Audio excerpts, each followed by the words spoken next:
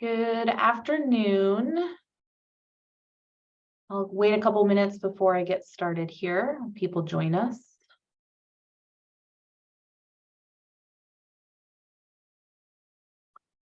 All right, well, welcome to the Administrative Zoning and Joint Subdivision Committee public hearing today, Wednesday, January 25th. My name is Lindsay Hagan, and I am presiding over this hearing as the zoning administrator, and I'm also joined here with our subdivision committee. So I would like to call this meeting to order at 4:02 p.m.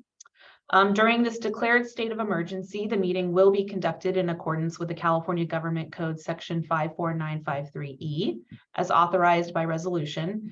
Please contact city.clerk@mountainview.gov to obtain a copy of the applicable resolution, and all members will participate in the meeting today by video conference with no physical meeting location.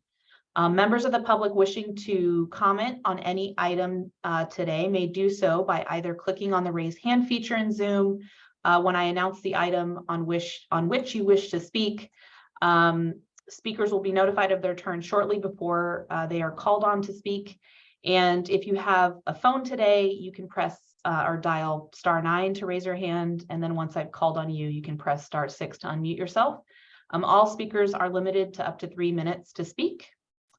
On that, I will move on to section 2, which is roll call. I will confirm that all subdivision committee members are present today. So I will move on to section 3 of the agenda. This is the portion of the meeting reserved for oral communications from the public. This is time set aside for persons wishing to address the zoning administrator on any matter not on the agenda. Speakers are limited to 3 minutes, and state law prohibits an action on any items which are not on the agenda. So I will ask and open it up to public comment. If there's anyone who would like to speak on any item that is not on the agenda, please raise your hand and I can call on you. All right, not seeing any hands raised, I will close that section in that public comment period and move on to section 4. This is the consent calendar. There are 2 items. I will read the description of both of these items and then open it up to public comment and then deliberate on them. The first item is item 4.1. This is 298 Castro Street. This is a request for a 1-year permit extension for a previously approved provisional use permit and historic preservation permit to allow a new restaurant use, Nick the Greek, in an existing 1,560 square foot ground floor tenant space in a multi-tenant commercial building located on 0.05 acre site, and a determination that the project is categorically exempt pursuant to section 15301 of the CEQA guidelines. This project is located on the northwest corner of West Dana Street and Castro Street in the P19 downtown precise plan. The other item is item 4.2. This is 350 Ellis Street.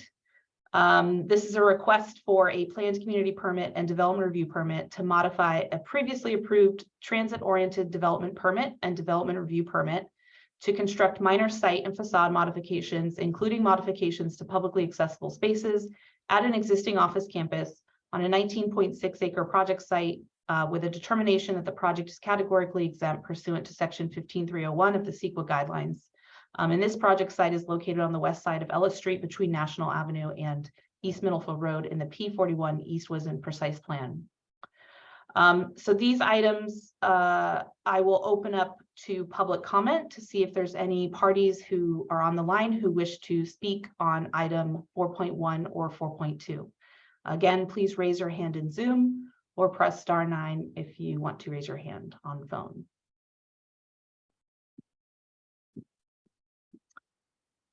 All right, I'm not seeing any hands raised, so I will speak of these 2 items separately. So for item 4.1, I have reviewed the materials that staff has prepared and posted online, and I concur with the conditions and findings made for this project. And so on that note, I do approve that project based on the conditions that were posted online. That permit is appealable to City Council. And so if there are any questions regarding that permit or the appeal process, please contact the project planner on the agenda. I will move on to item 4.2. City staff I have reviewed the materials that city staff has posted online. And I do actually have one point of clarification that I do want to put on the record. In reviewing the materials, particularly the findings report posted online, for condition number 2, which is located on page 3 of the findings report, the last sentence that is in that condition should actually be tweaked. And so I would like to read into the record, just for clarity, how that last sentence should read.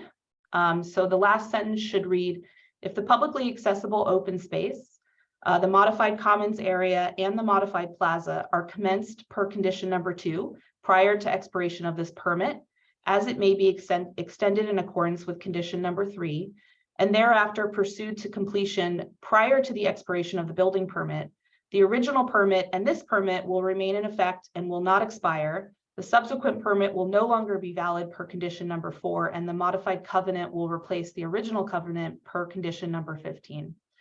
And so with that minor tweak, I do concur with the remainder of the findings and the conditions made in that findings report and the materials posted. And so with that modification, I will move forward in approving that, again, based on the materials posted and that one edit. This decision is appealable to the City Council, so if anyone does have any questions or wants to discuss that, please contact the project planner listed on the agenda. So now that concludes the consent items. I will move on to section 5, public hearing. There are no public hearing items, just for the zoning administrator. So I will move on to section 6, which is the joint administrative zoning and subdivision committee public hearing. Just for those folks on the line, this will be discussed and public comment will be taken on this item together, but there will be 2 separate actions taken on this, one for the project, which I will make as the zoning administrator, and one by the subdivision committee for the map, the vesting tentative map that is part of this project. So on that note, I will transition it over to Ms. Pennelar, who can provide a staff presentation. Hi, Krisha Penoyer, Associate Planner. The project before you is located at 676 West Dana Street, which is located on the northeast corner of West Dana Street and Hope Street in the downtown precise plan. The project is requesting a 1-year permit extension for a recently approved planned community permit and development review permit, as well as an associated vesting tentative map for condominium purposes to create 7 residential condo units and 2 commercial units, as well as a common lot. The additional 1-year permit extension will allow the applicants time to receive their building permit and begin construction. The proposed project conforms to the general plan, downtown precise plan, city zoning ordinance, while the vesting tentative map is consistent with the general plan, city subdivision ordinance, and the Subdivision Map Act. Staff has reviewed the proposal and based on this analysis and the findings and conditions, recommends that the 1-year permit extension be approved. Thank you for that presentation. My understanding is that the staff does, that the applicant is not interested in presenting, but is available for questions. So with that, I will move on to the public comment period. So please, if you have any public comments that you wish to share on item 6.1, 676 West Dana Street, please raise your hand in Zoom or press *9 and we can call on you.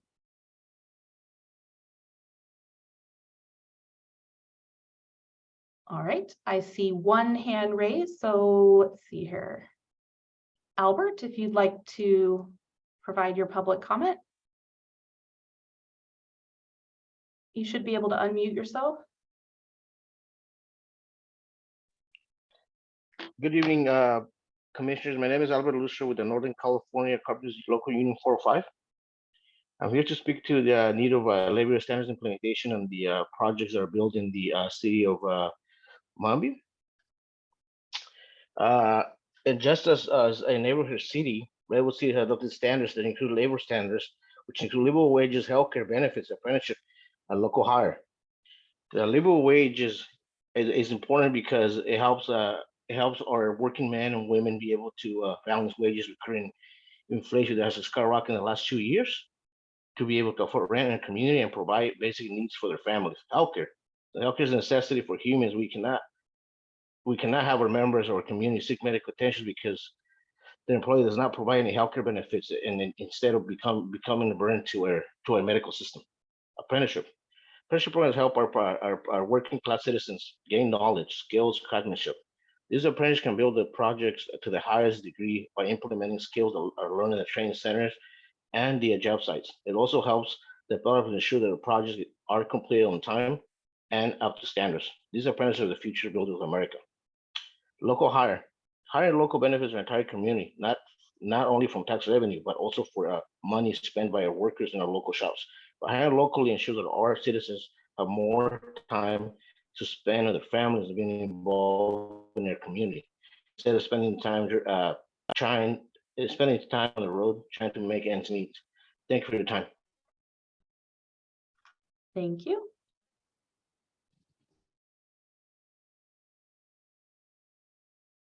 Looks like I do not see any other hands raised, so we will close the public comment period for this item. So as I said before, we're going to be talking about this in two parts. So first, we will talk about the development portion of this project, so the planned community permit and development review permit. So I have reviewed the materials that have been posted online by city staff, reviewed the findings report, and request for an extension, and I concur with staff's recommendation. And so with that, I do make a motion to approve the project with the conditions posted. Now for the second portion of the item, I'd like to open it up to our subdivision committee members, and first ask if there's any questions that anyone has for city staff. I don't have any questions for city staff. I did read the staff memo and supporting materials, and I'd like to make a motion to approve the 1-year extension of the previously approved vesting tentative map at 676 West Dana, subject to the conditions of approval and conformance with the general plan and zoning ordinance. I also don't have any questions and review the materials, and I second the motion. Great. So I guess we'll just do a little round robin here with that. So I also concur and make a motion to approve it. Mr. Ringo? Aye. Aye. Aye. All right. So with that, we have a unanimous approval based on the conditions for the subdivision map. And so that concludes item 6. Real quick before we adjourn, I do want to just make a brief announcement for anyone who is interested in future meetings. We will be returning to in-person starting in February. So we will be back to meeting at City Hall for these meetings. And on that note, I will conclude this public hearing at 4:15. Thank you so much and have a good rest of your day. Thanks, everyone.